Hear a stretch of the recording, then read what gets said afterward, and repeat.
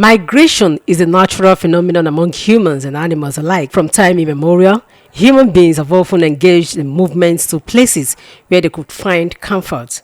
People migrate from their country of origin or places of birth to other countries due to reasons which could range from economic, health, social, education, and security, among others. Little wonder why both local and international laws made provisions for immigrants all over the world. Brain drained from Nigeria is the exodus of middle class and highly skilled Nigerians, which has been occurring in waves since the late 80s to early 90s. This trend was initially restricted to certain professions, particularly the health sector, but has now become free for all with the introduction of visa programs in order to fill workforce gaps in developed nations.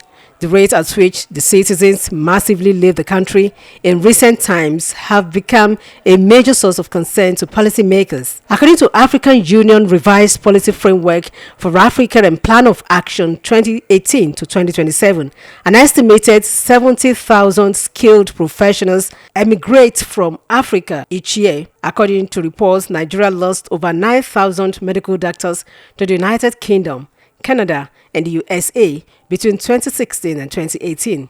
With a depleting number of medical doctors, Nigeria annually spends between $1.2 billion and $1.6 billion on medical tourism.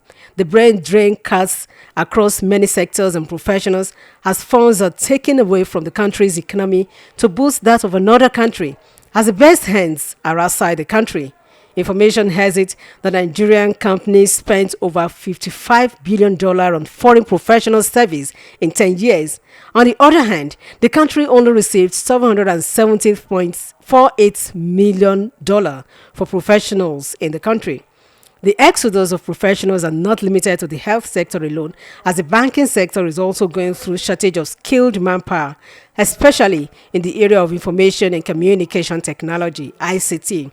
Dr. Yinka Andrews identified reasons such as harsh economic condition of Nigeria, unstable electricity supply, unemployment, prolonged strike embarked upon by the Academic Staff Union of Universities, insecurity, among others. Dr. Yinka Andrews identified reasons such as harsh economic condition in Nigeria, unstable electricity supply, unemployment, prolonged strike embarked upon by the Academic Staff Union of Universities, insecurity, among others, are some of the reasons the youth are moving out of the country in large numbers. We are looking at food industry, education, and health. In any country where something is wrong with these three, which I call triple stand, definitely citizenry of such country will want out. So that's one reason, economic reason.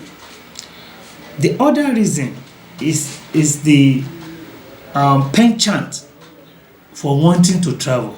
I think that one seems to be in us. You just want to travel out. That's number two. Number three, whether we like it or not, our infrastructural facilities at moribund too. We have serious deficit. People look at films, they see how other country is. It's so lofty. People who have traveled will come to tell them that the other countries are beautiful, forgetting that we can make our country the same. So these three major reasons are making people to want out, but the most of these three is economic reason. Some youth, including Oluwatobi Bamigbowu, Emmanuel Boluwaji, Peter Ifeanyi, and Raji Idris, who spoke in separate interviews with USBC News, bemoaned the inability of Nigerian leaders, past and present, to genuinely harness the human and natural resources of the country for the benefits of the citizenry. There are many opportunities in that place. Definitely, everybody will want to do the same, because here in Nigeria, if you have the opportunity to do, that's what people are doing. And the government, well, what they can do about it, I don't think they really want to. Of course, they know what they can do about it, but I don't think they are ready to do anything. So people are jackbarring. If you have the opportunity, the government is not even trying hard to provide an enabling environment for youth to thrive. You see someone that has a certificate, that has a skill, but does not have the enabling environment to actually function well. And when they say that there are greener pastures out there, and I think it's in the best interest of such youth to just do everything possible to just go to that greener pasture. And I think on the part of our government, they are really losing, like, they are losing talent. You see all over the world, we have Nigerians scattered everywhere in major and key positions and places. So because the government, they are not providing facilities, enabling environments, what should we do? We should just leave and look for a greener pasture. Some of the problem is due to the corruption in our country. You know, you have the certificate, you have the skills, but before you can get the job, you need to bribe your way in. Even when you bribe your way in, the amount is not guaranteed. The economy is very bad. You can imagine you take some cash to the market, you do not be able to afford the things you buy. Your salary is not able to pay your bills.